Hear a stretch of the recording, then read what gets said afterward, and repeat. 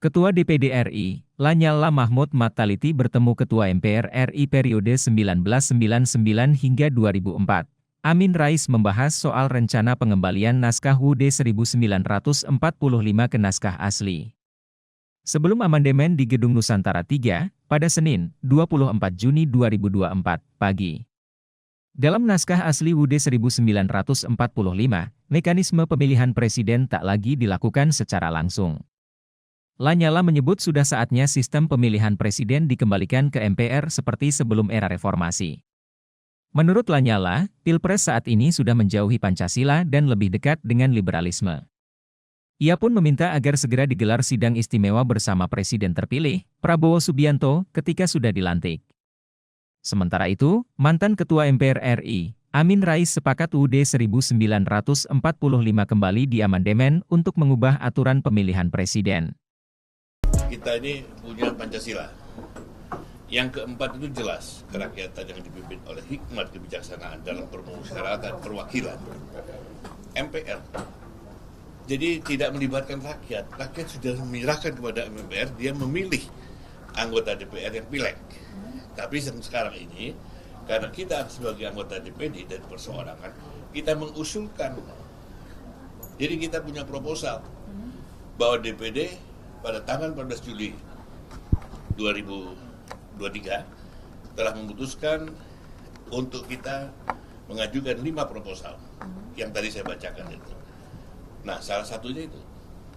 Jadi kita sudah waktunya ini mengembalikan pemilihan presiden itu di MPR supaya tidak melibatkan yang rakyat yang dulu pemikirannya Pak Prof. Amin tidak bisa dibeli, ternyata 15 kali dibeli. Tapi akhirnya bagaimana? Nah, ini yang harus kita luruskan.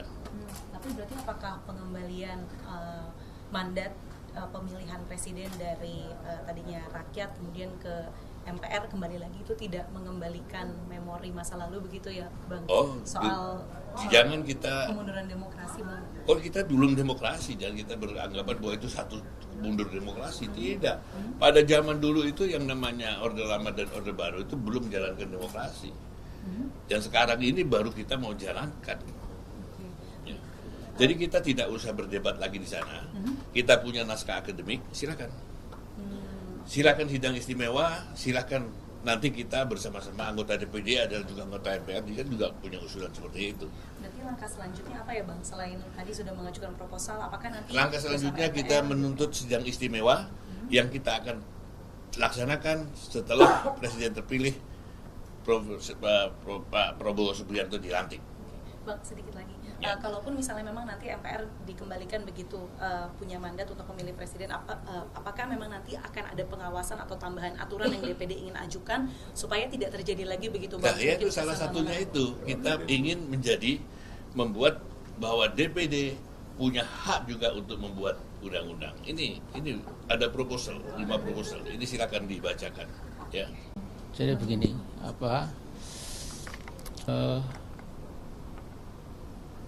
kita mengingat kembali, tenggarisbawahi omongannya Mahfud MD, ya, yang pada masa kemarin itu menjadi tokoh penting sekali. Omongannya itu dikuat koran, dikuat wartawan. Ya. Nah, saya masih ingat, ya, ini Mahfud MD mengatakan bahwa karena pemilihan gubernur, wali kota dan bupati itu langsung ke masyarakat, ke rakyat, maka 90% calon kepala daerah itu, calon gubernur atau wali kota atau bupati, 90% itu dibiayai oleh cukong, istilah dia cukong, ya. Tidak ada Taipan, nggak ada, mafia nggak ada, tapi dia menggunakan cukong. Ya. Kalau saya itu 3 mafia, Taipan, cukong itu gerombolan anti demokrasi. Nah, kemudian kembali ke Mahfud, dia mengatakan 74% dari pemenang pilkada itu adalah yang dibiayai oleh cukong. Ya, yang bilang Mahfud itu, ya, dan saya setuju.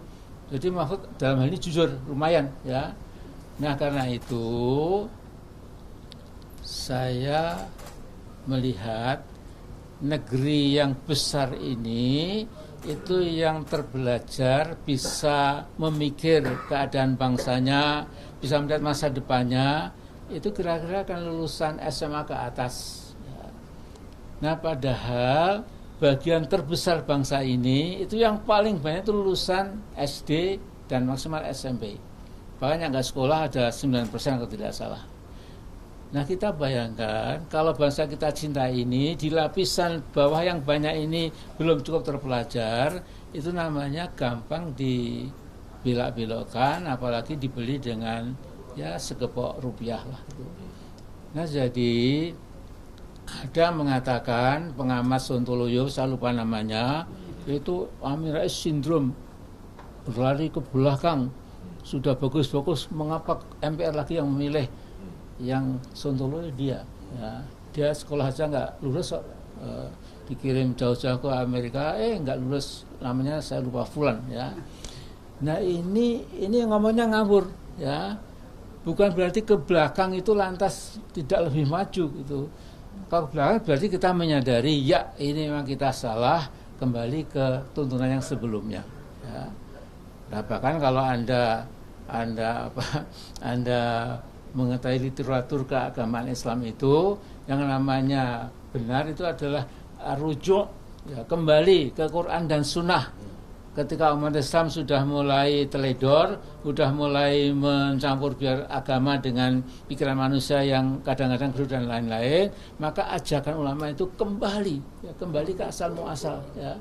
Dan dalam bentuk yang lebih ringan, berbangsa bernegara.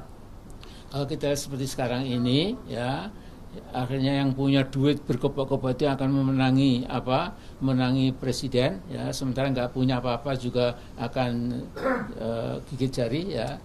Nah, jadi tentu dipertimbangkan, ya. Mungkin pikiran Pak Lanyala ini yang seperti saya, ya, belum tentu menang juga, tapi mari kita musyawarahkan, ya.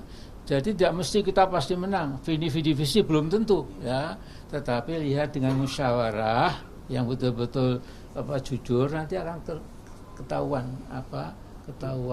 apa solusinya itu. Ya, saya kira itu saja lah, ya.